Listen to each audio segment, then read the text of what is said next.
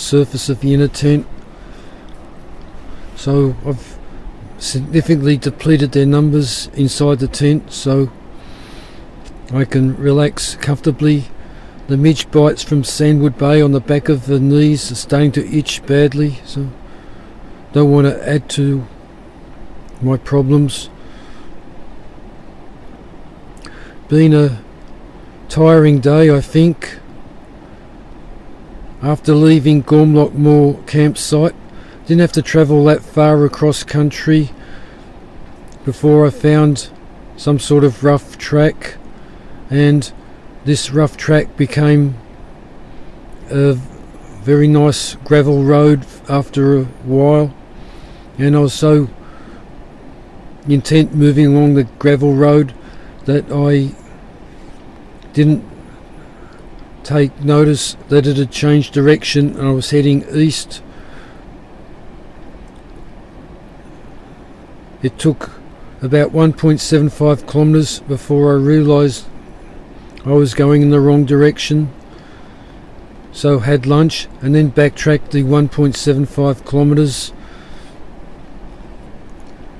to the junction where I should have turned off.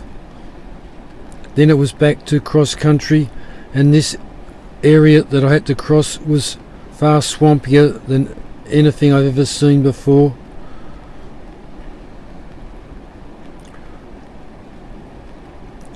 There was faint signs of a footpath across this swampy area, and I followed it until I had to cross a river and then lost it on the other side, and so ended up having to cross the swamp for considerable time. Then I could see the track much further up the hillside, so I made my way up there and followed this track all the way to the Oikle River. Both boots are falling apart badly. The left boot seems to be the worst along the instep, however the heel on the right boot is also failing. Hope they reach Ullapool. Looks like I'll be spending Sunday looking for new boots, I think.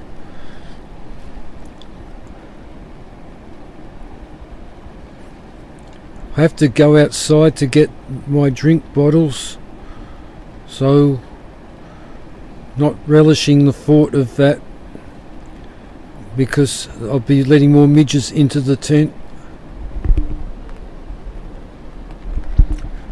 Should be much easier tomorrow, all on good roads, tracks, all the way to Schoolhouse Boffey.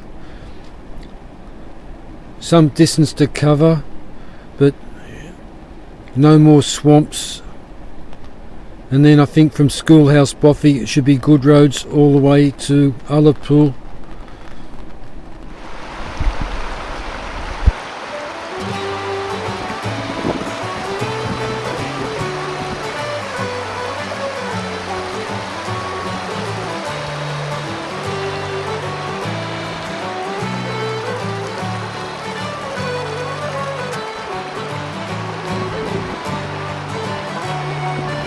Time is 7:30 on 2nd September. Looks like the rain's coming in, so going to get this tent down ASAP and head on my way. Easy day today, all on good roads, tracks to Schoolhouse Boffey. This morning's route follows down the Oikle River along a nice estate road. The salmon fishermen were complaining about low river level, which limits the number of people that can fish each section of the river.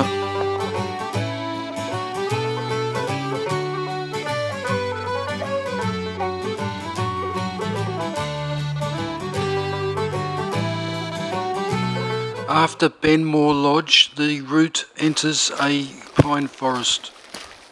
It was easy walking until the nice road abruptly terminated in a clear-felled patch of former forest.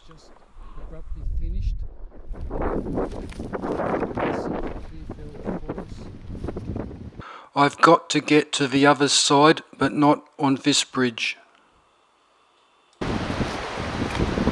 There's a better alternative once I'm on the main road again. This is how badly my foot's deteriorated.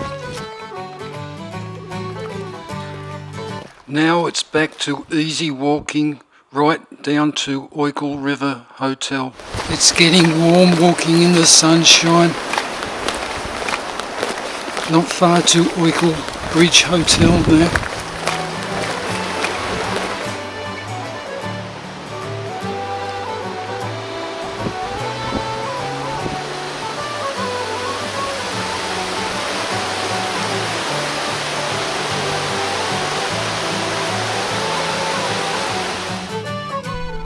Time is 12:38 and I'm at Oikel Bridge Hotel. Nice and sunny at the moment. I'm thinking I'll get phone reception here, so see what's at the bar to eat and then continue on to Schoolhouse Boffey. After lunch it's all on road right through to Schoolhouse Boffey.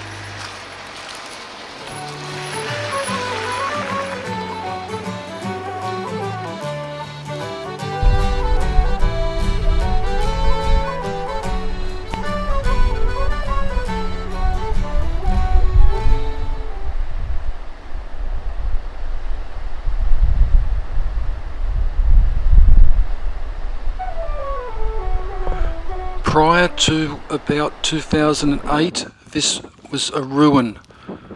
In a first, the Mountain Boffey Association spent quite a lot of money rebuilding it back to its former glory. It's a former schoolhouse for crofting families who used to live in the area. Remember Emmanuel, who we met at Sandwood Bay? This is his blog entry in the logbook.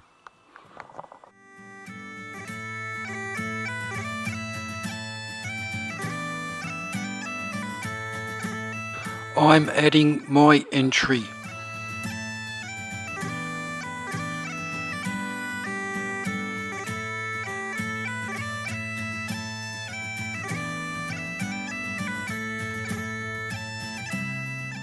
There's even double glazing in one of the windows.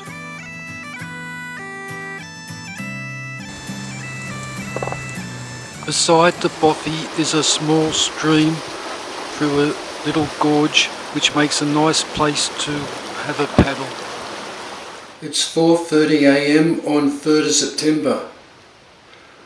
Hoping to make early start at first light, which I expect to be a bit after 5 this morning, so I can reach Ullapool by 2 PM at the latest, so I can make some phone calls to wish Nisha happy birthday. Also get to the shops. Time is 6:06 and I've just recently picked up this track which seems to be heading the right direction. When I left the Schoolhouse Boffey at 5:20 it was still quite dark and I couldn't pick up the track. The road I've been following goes up to some estate and there was supposed to be a track branching off, so what I ended up doing was ploughing across this swampy field on compass bearing, and then when it came a bit brighter I could see this tracker, so I've now found it and heading towards Knockdamp Boffey.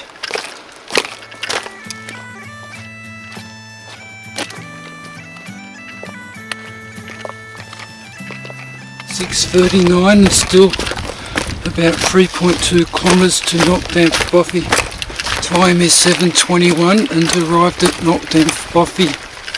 Let's have a little look and then push on. Not the greatest Boffey I've experienced, a bit dingy and dirty in there, I think. Bit of rubbish waiting to be taken out. There's these two horrible looking mattresses in one of the rooms. If I was staying here, I think I'd be outside in the tent.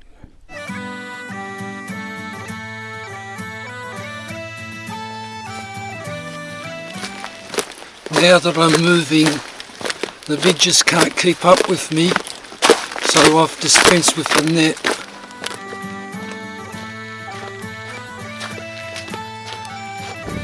Time's 8:21 and just past the turn off to some long gone boathouse.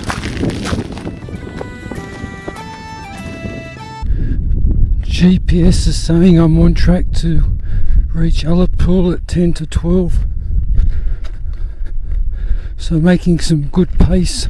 It's a long but easy walk all the way to Ullapool. 5 kilometres now to Ullapool. That's Ullapool Hill. It's been slowly getting closer.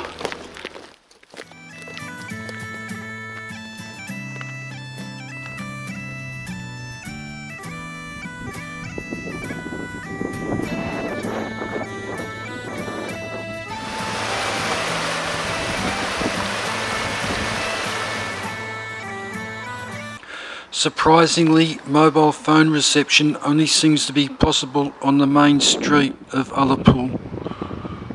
I was able to phone Nisha, who had just returned with Stephanie and Aaron from the Indian restaurant.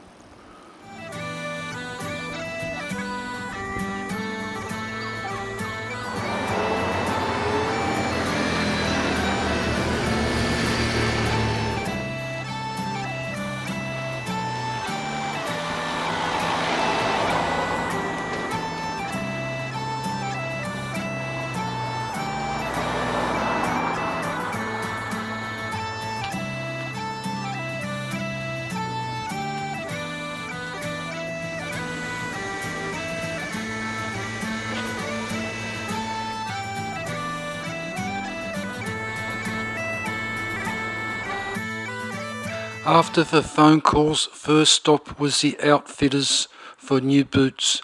As you can see, there's not much life left in these boots.